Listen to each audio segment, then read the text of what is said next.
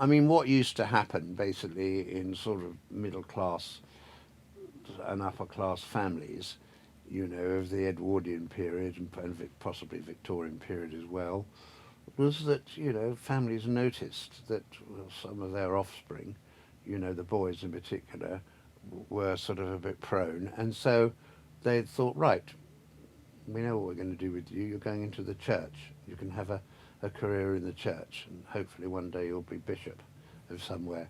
You know, and sent gay people, their gay children, you know, off to join these organisations. You know, the lower classes were, were more interested in the theatre and the sort of, you know, that side because it was acceptable, you know, in theatricals, as they used to be called. But yeah, but the upper classes, it was the church. And, you know, we've got the legacy of that.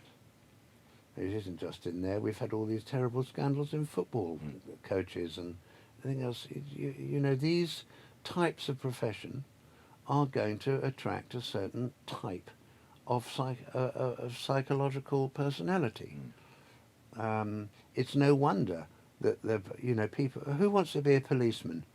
Well, a certain kind of man. You know, who wants to be a prison warder. A certain kind of man. It's going to attract people who like running around with jangling keys and having power over others. You know, that is human nature.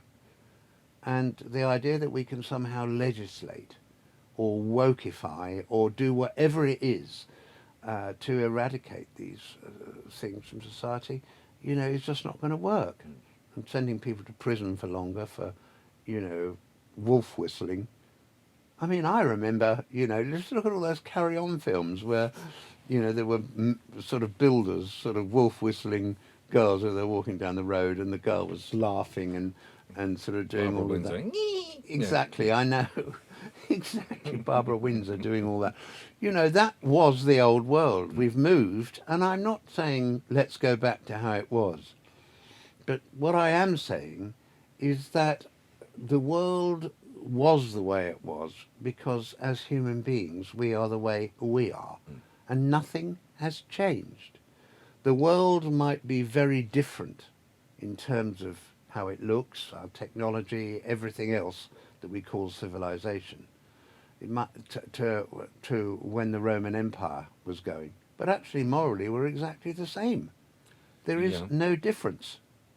I'm not sure about how